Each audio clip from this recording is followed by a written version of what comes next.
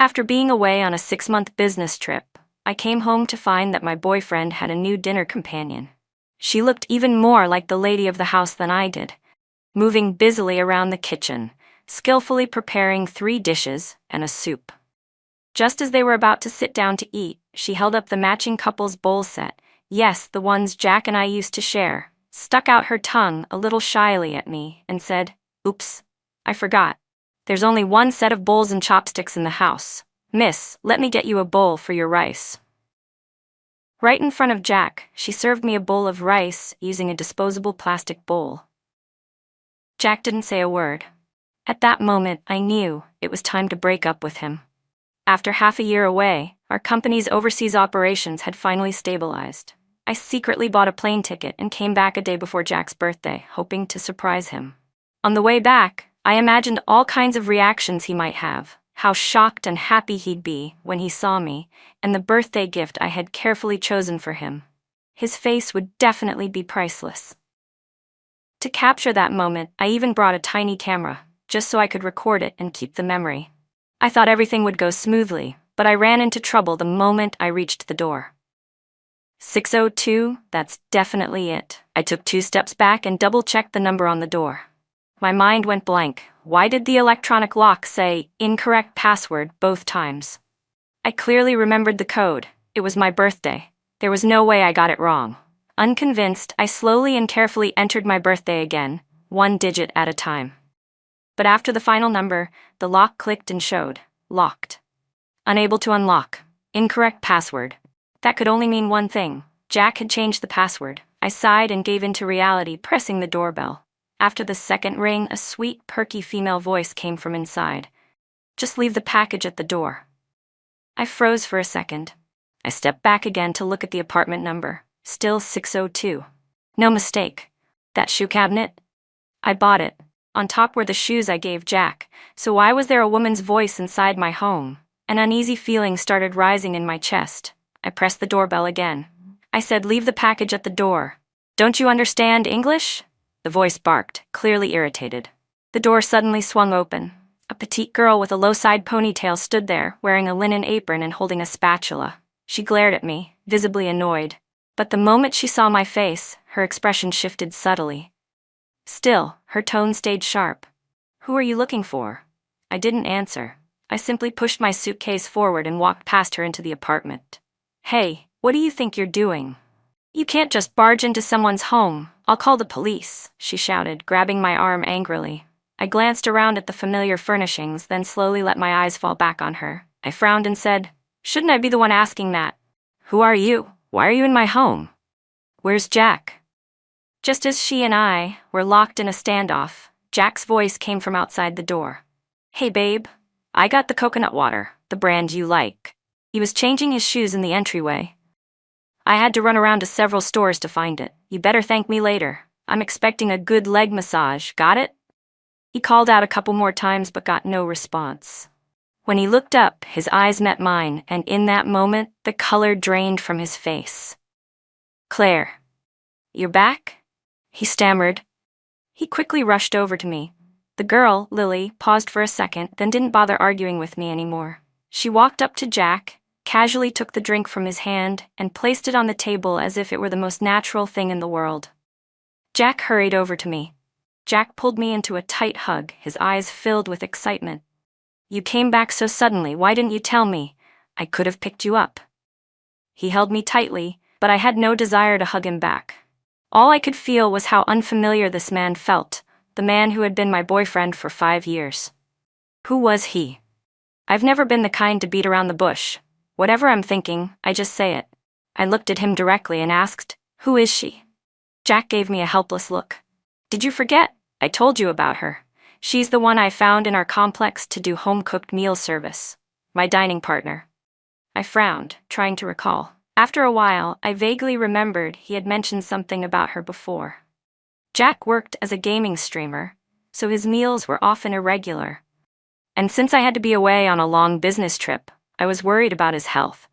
I used to order takeout for him often, usually healthy options like salads and simple home-style dishes. But Jack grew tired of those after a week. Then he found someone in the neighborhood who offered a home-style meal service, 3 meals a day for 1,500 yuan a month. Clean, hygienic, and homemade. When he told me about it, I was all for it. I even transferred him 10,000 yuan and told him to go for the best meal plan. Don't shortchange yourself, I'd said. Jack had grinned and agreed, taking the money happily. Yes, he really had told me about her. I just hadn't expected that the service now included cooking meals inside our home. It wasn't like that before, Jack said quickly, seeing my face turn dark.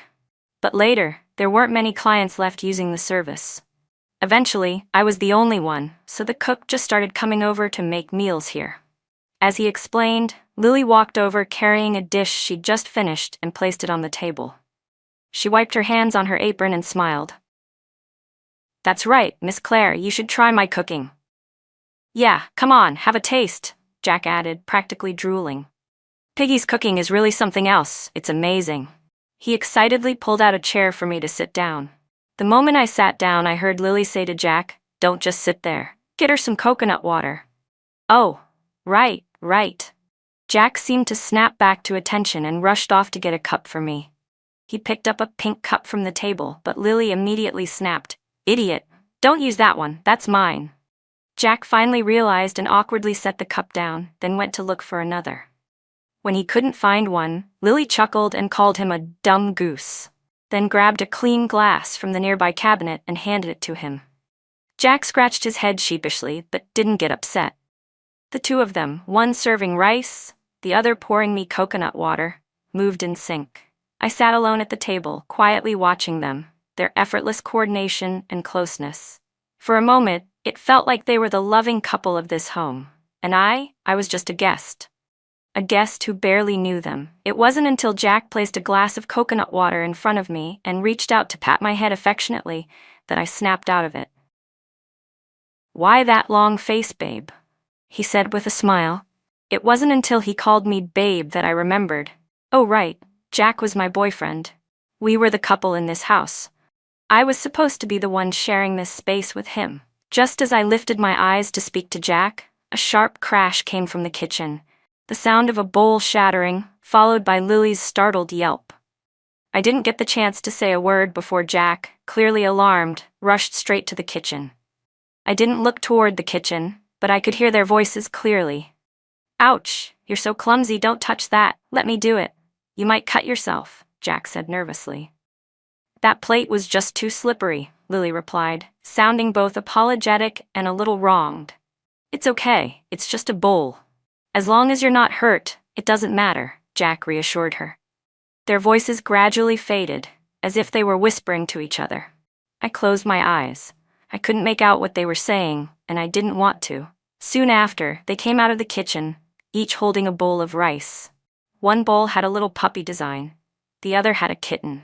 Jack placed the one with the puppy design in front of himself. The other bowl was placed in front of Lily. The two of them sat down so naturally, as if they'd done it 100 times before. Then Lily suddenly seemed to remember something, covering her mouth with a playful expression and sticking out her tongue. "Oh no, I forgot. There are only 2 bowls at home. Miss, let me get you another one." With that, she hurried back into the kitchen. Moments later, she came back with a bowl of rice, served in a disposable plastic bowl. She placed it in front of me, her face full of apologies. I stared at her quietly, and when she sat down again, I couldn't help but curl my lips into a mocking smirk. Jack, on the other hand, was completely oblivious to the tension. He didn't even notice the plastic bowl and chopsticks in front of me. Instead, he eagerly picked up his own bowl and started eating, grabbing a chicken wing right away. "It's so good, you've got to try it," he said between bites. "Yeah," Lily added with a half smile, half sneer. "Just make yourself at home, Miss Claire. No need to be polite." I let out a soft, bitter laugh, not because of her, but because of Jack. What made it worse was that Jack didn't react at all. He didn't even find it odd that Lily was speaking as if she were the lady of the house. It was like, deep down, he believed she had the right to say those things. That realization crushed me. Just then, Lily let out a little yelp and smacked her forehead. I forgot to take off my apron. She untied it, and the moment the apron came off, my heart skipped a beat and my brain went blank. Because underneath the apron, Lily was only wearing a long, thin, nearly see-through white shirt. So thin that the moment I looked up, I could see everything. My head buzzed. I felt stunned, frozen. Then Lily shot me a provocative look and, while biting her chopsticks, called over to Jack, "Hey, silly goose, get me another chicken wing. It's too far, I can't reach." "Sure," Jack replied immediately, jumping up like it was second nature. At that moment, I couldn't even describe how I felt. All I knew was, if I kept swallowing this any longer, I'd end up being that kind of woman everyone laughs at behind her back. The kind who's been cheated on, humiliated, and still pretends everything is fine. I'd be a turtle in a green hat, growing tumors from bottling it all up. So just as Jack picked up the chicken wing and was about to hand it to Lily, I stood up. In one furious motion, I swept the entire table of dishes onto the floor. The plates crashed loudly. Hot food and oily sauces splashed everywhere. Some even landed on Lily. She let out a sharp scream and curled up, her eyes welling with tears as she trembled. "Miss Claire, I don't know what you're so angry about, but no matter how upset you are, you shouldn't take it out on the food." "Claire," Jack yelled, now clearly pissed. He slammed his chopsticks on the table. "What the hell is wrong with you? I really didn't want to bring this up today, but you've been acting like this ever since you got back. You walk in with a nasty attitude, and now you're throwing food everywhere. What do you want? Apologize to Lily now." I laughed, out of pure disbelief. "You want me to apologize?" "Yes," Jack snapped. His tone was firm, commanding, like he didn't think I had a choice. The next second, I raised my hand and slapped him, hard, across the face. Lily screamed again, but I didn't stop. I grabbed Jack by the ear, yanked him toward her, and shoved him down next to her. "Apologize? Fine, but maybe you should explain something first." Before either of them could react, I reached out and yanked Lily's shirt down, revealing a large stretch of her pale skin. "Before I apologize, don't you think you owe me an explanation, like why she's cooking in my home for my boyfriend without wearing a bra?" Jack stared at the scene before him, his face instantly drained of all color. She couldn't be," he stammered. But then he looked again, and the moment his eyes clearly registered what was in front of him, he swallowed hard, instinctively. And in the next moment, as he realized what he had just done, Jack immediately looked up at me. But when his eyes met my half-smiling, half-sneering expression, he finally panicked. He scrambled to explain, stammering, "No, babe, listen to me. I don't know why she wasn't wearing underwear either. She's just the one cooking, and I'm just the one eating." Lily had been flustered, trying to cover her chest, but the moment she heard Jack trying to distance himself from her like that, she suddenly froze. Tears welled up in her eyes as she looked at Jack, completely aggrieved. But Jack avoided her gaze. Instead, he kept clinging to my hand, continuing to explain, "Babe, it's nothing between me and her. We're just friends. Pure friendship." Pure friendship? A man and a woman alone in a house. She's wearing nothing but a thin, sheer shirt and no bra underneath, and you expect me to believe that's just friendship? I pulled my hand out of his grasp without saying a word. Jack really started to panic. "We've been together for over 5 years. If you don't know her, at least you know me, right? I'm the guy who doesn't even get recommended suggestive videos on social media. I swear I'm innocent. I seriously don't know why she wasn't wearing anything underneath." He looked like he was about to swear an oath to the heavens to prove he was innocent. But I didn't want to argue with him anymore. Instead, I turned my gaze toward Lily, the same girl who had been provoking me from the moment I walked in, acting like the queen of my home.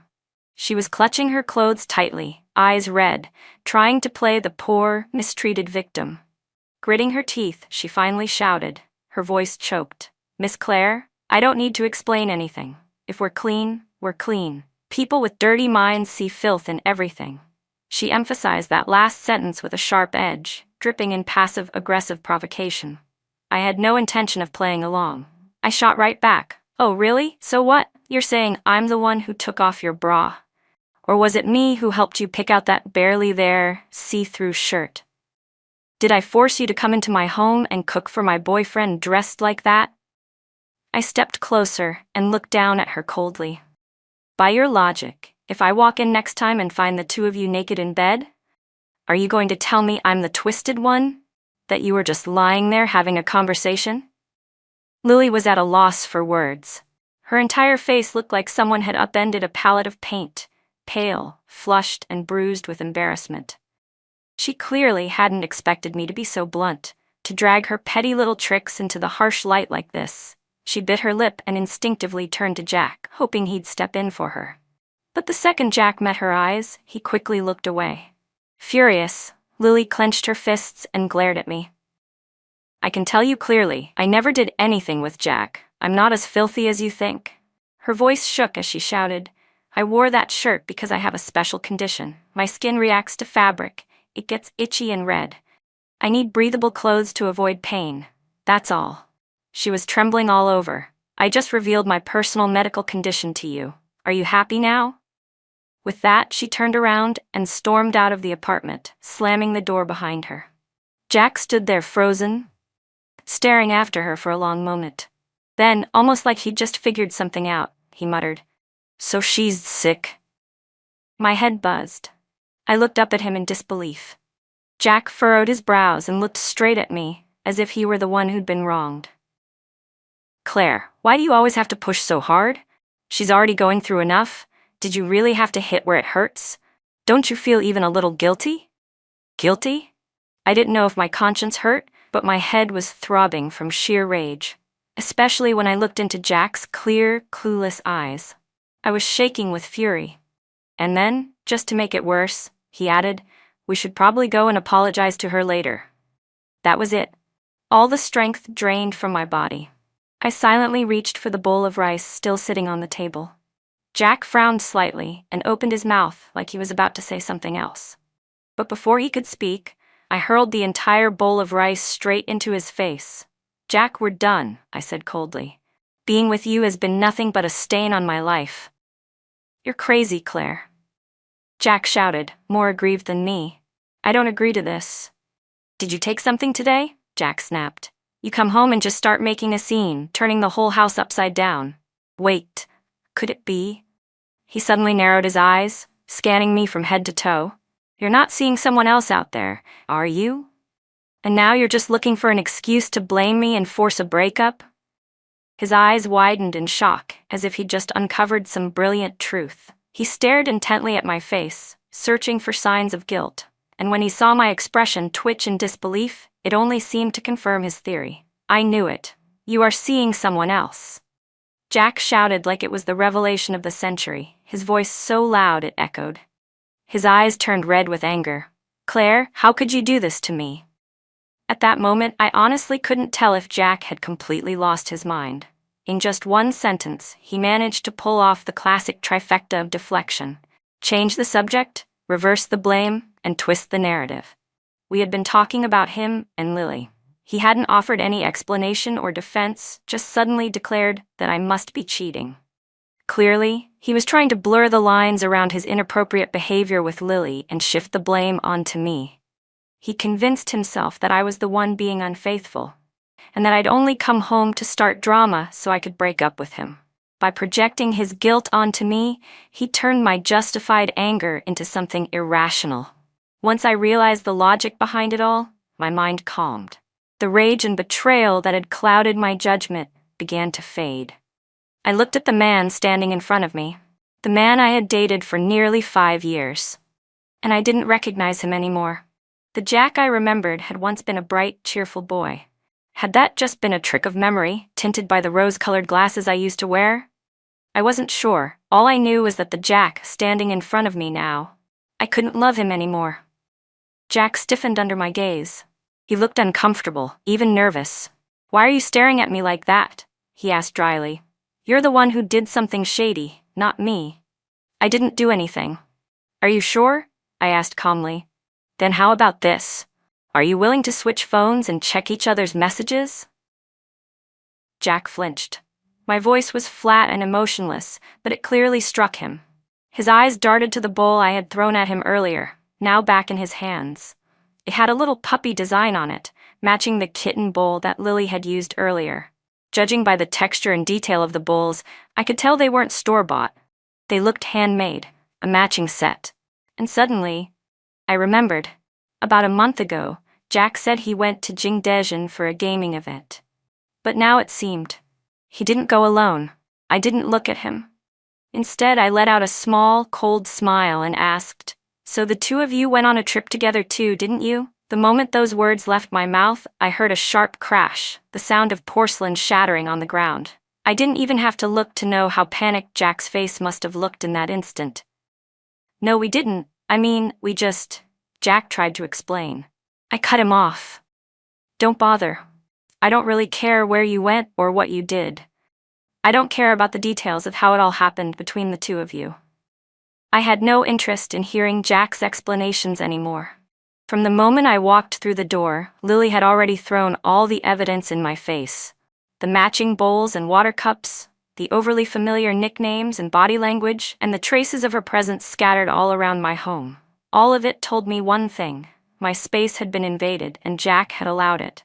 At this point, whether or not he physically cheated didn't even matter. The only thought that echoed in my mind, clear and unstoppable, was, I want to break up. Right now. I already had the words drafted in my head, but first I asked directly, "You changed the lock code, didn't you?" Jack froze, clearly caught off guard by the sudden shift. It took him a while to remember. "Oh, yeah. Lily kept forgetting the passcode when she came to cook. I'd be live streaming in the gaming room with my headset on, so I couldn't hear the door. Sometimes she'd be stuck outside for over an hour. So I changed it to something easier for him to remember. It's 990817 now." I stood there silently, repeating the numbers in my head. 990817. I didn't even need to think. I could have guessed it with my toes. It was Lily's birthday. I had thought I was calm, but the wave of heat that surged up inside me, next I thought I was done being angry about all this mess. But the moment Jack said that, a wave of fury shot through my chest. I was so livid I raised my arm, ready to slap him across the face with all the force I had. Jack flinched. His whole body tensed up, and he immediately shut his eyes tight, bracing for impact. But the pain he expected didn't come. He couldn't help but crack one eye open to peek, and saw my hand slowly lower in front of his cheek. Relieved, Jack visibly relaxed and even let out a chuckle. "I knew it," he said smugly. "You wouldn't really hit me." Before he could finish, I delivered a second well-aimed slap that landed hard on his face. "Jack," I said coldly, looking him dead in the eye, "this is my house. I paid for it in full. You have no right to make any changes to it, including changing the door lock." He clutched his face in pain and opened his mouth like he wanted to explain something, but no words came out. He struggled for a few seconds, then gave up entirely. I said nothing else. I just stood up, walked over to the pink cup Lily had left on the table, and picked it up. Then I glanced at the blue cup in the corner. Jack's. I held it up, stared at it for a second, then let it fall from my hand. It smashed to pieces on the floor. "Oops," I said slowly. "Guess I didn't hold it steady." I looked around the living room. The decor felt foreign and unrecognizable, completely different from what I remembered. Pink curtains, pastel sofa covers, 2 bunny-shaped pillows, and a knitted throw blanket with a giant goose embroidered on it. Right next to the goose, I saw Jack's name stitched in. The black peachwood TV cabinet I had specifically chosen? It had been painted over in a cheap-looking cream color. The sight of that tacky, off-white shade made me feel like I couldn't breathe. I stormed into the bedroom. The moment I saw the unfamiliar bedding, I let out a scornful laugh. Jack trailed in behind me, one step behind the other. When he heard my laugh and followed my gaze to the bed, his face flushed a deep red. "It's not what you think," he said quickly. "That's from the time I got drunk after a fight. We broke up, remember? I puked all over the old set and felt bad about it, so Lily insisted on buying a new one. I just never got around to changing it. If you don't like it, I'll order a new one right now." He pulled out his phone and started tapping, trying to place an order. I took a few photos of the bedroom, then stopped him. "Hold on," I said calmly.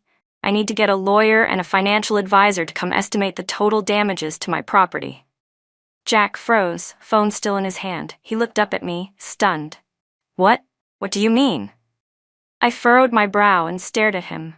"What's so hard to understand? Did you really think you and Lily could turn my home into this circus and then get away with a half-hearted sorry? Jack, I'm not a charity. I left him standing there in shock and went to check the study. My two friends showed up and got to work immediately. In just over an hour, using my past receipts and descriptions of the home, they calculated the estimated damages. Total, 278,000 yuan. I laid everything out in front of Jack, along with the photos I'd just taken. The biggest items are the custom kitchen fridge and cabinets, the living room TV stand, and the decorative tile in the bathroom and balcony. All of it was repainted or modified without my permission. I'm replacing it all. And then there's the collection in the study I've curated for years.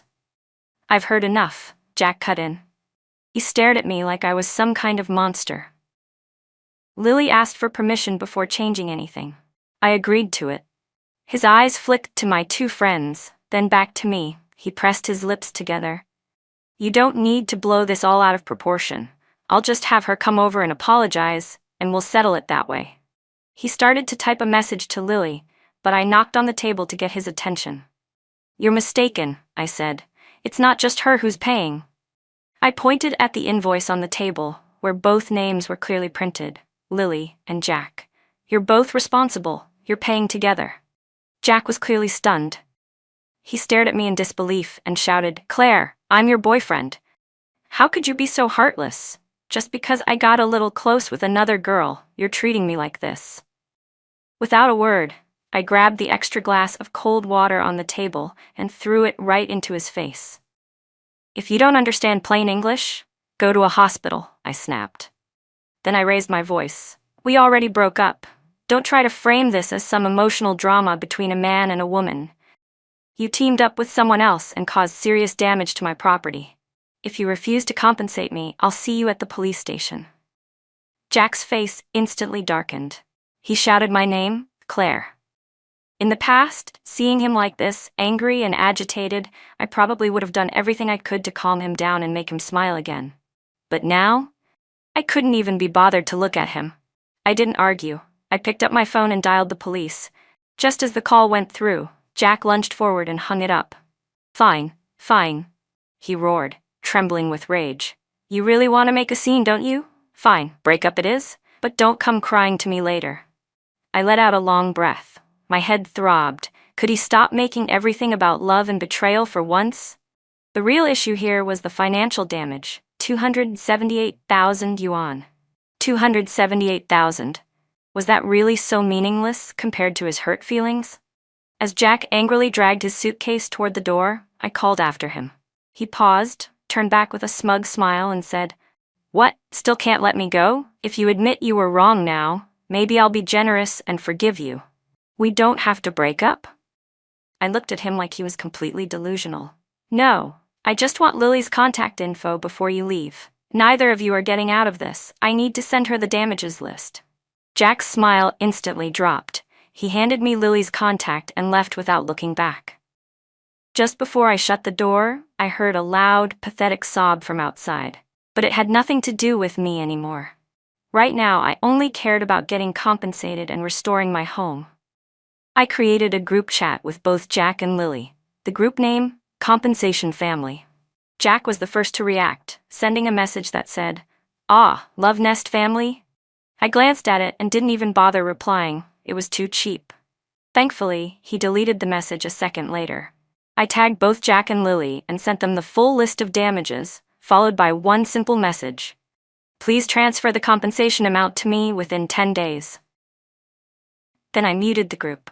How they split the amount, who pays what, that was none of my concern. I spent the entire day clearing out all the tacky junk they'd added to my house. With all that pastel, frilly nonsense gone, the space finally started to feel like mine again. The next day, I replaced the door lock and installed security cameras at both the entrance and inside the house. On the third day, I hired a cleaning crew to give the place a full deep clean. While they were tidying the bedroom, one of them found a pair of pink lace panties under the bed. They asked if I wanted to keep them. I was disgusted and almost told them to throw it away on the spot, but then I paused. Wait, I said. I took a photo of the underwear and sent it to the group chat. I tagged Lily. Hi, excuse me, is this yours? Lily couldn't hold back anymore. She jumped in with a voice message. Yes, it's mine. So what? Jack bought that for me. What, jealous much, you old hag? I raised my eyebrows and calmly replied, That's fine, I found them under my bed. Since the two of you slept in my bed, I no longer want it. I'll be adding the mattress and the solid wood frame to the compensation list. Total, 46,000 yuan. The group chat went silent for a full minute. Then, Lily spammed it with over a dozen 60-second voice messages. I smirked. I didn't listen to a single one. Instead, I posted a screenshot of the legal documents my lawyer friend had prepared. Lily, who just moments ago was full of fight, instantly went quiet. A long moment passed. Then Jack finally replied with a single line. Claire, do you really have to make it this ugly? Jack finally spoke in the group chat. I sent a reply immediately. Intentional property damage is punishable by 3 to 7 years in prison. Jack fell silent. The group went completely quiet. Not a single message followed. Until the 8th day. A scruffy-looking Jack showed up at my doorstep, with Lily by his side. He instinctively went to punch in the door code like always. He tried 3 times. Each time, the keypad showed incorrect password. Only then did it finally hit him. He called me. The first thing he said was, You changed the lock and the password too? Your birthday doesn't work, I said. Neither does mine, neither does our anniversary. Jack's voice was shaking like he might collapse any second. Claire, do you really not love me anymore? We've known each other for almost 10 years. We've been together for 5. I paused for a moment on the other end of the line and replied, So what you're saying is, I'm entitled to emotional damages too. The next second, he hung up on me. I turned on the front door camera and saw Jack standing there with a devastated expression, staring at my door. Lily gently pulled him into her arms, tucking his face into her chest. Well, I noted, at least she's wearing a bra this time. They stood at my door, holding each other tightly. Then their eyes met, and right there in front of my camera, they kissed. Deeply, passionately. Their hands started wandering beneath each other's clothes, and it looked like they were about to do something completely indecent right on my doorstep. I cleared my throat twice and took a breath, then tapped the speak button on the surveillance app. Need me to bring out a bed for you? They both jumped. Jack panicked and shoved Lily away so hard she stumbled backward and landed on the ground, clutching her hip. He shot a quick glance at the camera, then ran off without even looking back. Lily sat there on the floor, holding her butt and crying, then got up and chased after him. What a performance. I upload the video to the group chat with the message, If you love, love deeply, but not at my doorstep. Otherwise, I'll call the police, and I'm not replacing another front door. Neither Jack nor Lily responded, but I knew they saw it, probably rewatched the clip over and over again too. Whatever was going through their heads, I didn't care, because the 10-day deadline was almost up. And all I cared about was my money. Jack didn't have any money. He claimed to be a gaming streamer, but in reality it was just a nice way of saying he played games at home all day. He never took it seriously, didn't even have proper equipment, and certainly didn't have any income from it. All those years we were together, I was the one supporting him, happily, voluntarily. Shopping, topping up games, it was all done on a supplementary card under my account. The moment we broke up, I shut off that card. I was sure his bank balance didn't even have 5,000 yuan left. And Lily, with her tacky taste and 0 sense of value, probably didn't have much either. So I was curious, how exactly were they going to come up with over 300,000 yuan? What I didn't expect was that not only did they come up with it, they withdrew it all in cash and showed up with a suitcase. Strutting in like heroes, no less. Jack marched up and pulled out the money, ready to throw it in my face. Isn't this what you wanted, Claire? Here's your damn money. I caught the cash midair, quickly checked it. Real money. I raised an eyebrow in mild surprise. He went to grab another wad, clearly wanting to toss more at me just to vent his anger. But before he could throw it, I yanked the suitcase out of his hands. That's enough. Cut the act. Let's take it to the bank for verification. I didn't give Jack another chance to toss money at me, and he nearly choked with frustration. On the way to the bank, Jack and Lily held hands tightly, glued to each other, constantly whispering, cuddling, and kissing. Jack kept sneaking glances at me, trying to gauge if I looked upset or regretful. But my eyes were only on the money. I didn't spare them a single look. After confirming the amount was correct and depositing every last yuan, I finally let out a long breath. The nightmare was finally over. Just as I turned to leave, Jack suddenly reached out and grabbed my wrist. I frowned and looked back at him. His lips trembled slightly. For a while, he struggled to say anything. Just when I was about to lose patience, I finally heard him whisper with a shaky voice, "From this day on, may the mountains be high and the rivers long, take care." And then he added, "You know, you'll never meet another man as good as me." Even now, he had the nerve to act like the tragic, noble ex. I didn't know who he was trying to impress with that performance. I slowly pried his fingers off my wrist, smiled at both Jack and Lily and said, "Well then, I wish you a lifetime of happiness and a dozen babies." With that, I shook them off, blocked and deleted them both from my life, packed up my place, listed the apartment for sale, and got on another plane to leave the country. 2 months after the house sold, I heard Jack showed up in the middle of the night and somehow got into a fight with the new owner. It escalated all the way to the police station. Jack threatened to harm himself and demanded to see me. The new homeowner reached out to me through the real estate agent, and that's when I learned the full story. The money Jack had given me, the 320,000 yuan, had all been borrowed from various sources. But it wasn't just 320,000. He'd borrowed a total of 500,000. After paying me back, he spent the rest taking Lily on vacation after vacation, shopping spree after shopping spree. They had the time of their lives. Until the debt collectors came knocking. Jack had no money. He asked Lily to help repay some of it. She agreed immediately, but the next morning, she was gone. So was Jack's phone, his laptop, and the last few thousand yuan he had left. With nowhere else to turn, Jack thought of me again. He wanted forgiveness. But when he came to my old home and saw another man there, something snapped in him, and he got into a fight. That's how he ended up at the police station. There, Jack claimed to be my fiancé and demanded to see me. The real estate agent nervously called to ask, "Claire, he says he has to talk to you. What should we do?" I was working through my emails at the time and didn't even hesitate. "Ignore him," I said. "I don't know him. If he needs to be sentenced, let him be sentenced. If he needs to be fined, let him be fined. He brought this on himself." After I hung up, the agent sent me a video of Jack lying on the ground, sobbing uncontrollably. I didn't watch it. I didn't reply. Everything that happened was his own doing. He had no one to blame but himself. Good night.